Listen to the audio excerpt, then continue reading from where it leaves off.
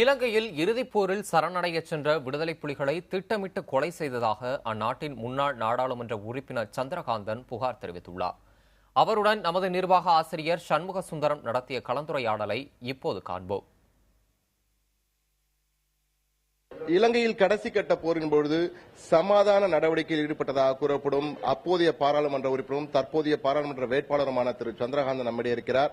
அவர் கடைசி கட்ட போரின் பொழுது என்ன நடந்தது என்பது குறித்து அவரிடமே நேரடியாக கேட்டறிவோம்.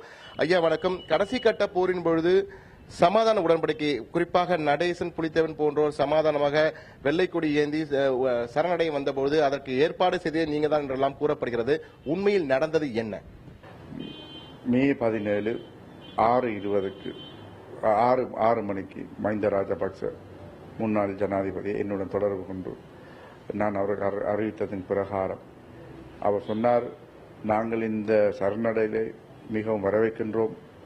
எங்களுடைய ராணுவம் மிக கண்ணியமானது, கட்டுக்கோப்பானது. ஆகையினால் நாங்கள் அவர்களுடைய உயிருக்கு உத்தரவாதம் கொடுக்கின்றோம் என்று சொல்லப்பட்டிருந்தது. நான் கேட்டேன், ஜனாதிபதி அவர்களே, நான் அந்த இடத்துக்கு போகலாமா என்று மஹிந்திட்ட கேட்டேன். நான் மஹிந்த ராஜாவை அப்படி போக முடியாது, நீங்கள் வேணுமென்றால் அந்த இடத்துக்கு போனால் வீண் பிரச்சனைகள் வர சான்ஸ் இருக்கு, பின்னத்துக்கு சந்திப்போம். நான் 6:10 நான் அந்த நடேசனிடம் சொல்லப்பட்டிருந்தேன். நடேசனுக்குரிய கடைசி நீங்கள் எப்படி சரணடைவர்கள் என்று கேட்டார்கள். நாங்கள் சொல்லியிருந்தோம் வெள்ளக்கொடியுடன் வருவார்கள் என்று. அந்த இடத்துல முதலாக நான் வெள்ளக்கொடியை இலங்கை அரசாங்கத்துக்கு தெரிவித்திருந்தேன்.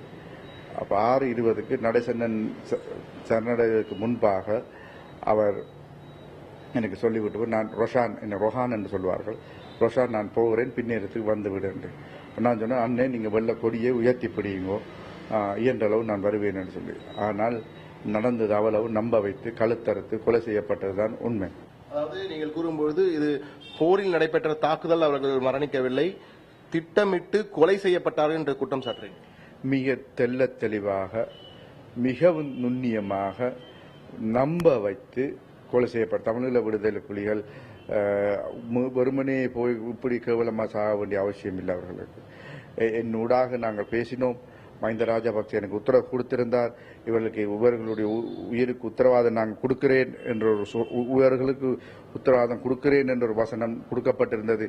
அதனூடாகத்தான் அவர்கள் அதை நம்பி வந்தார்கள்.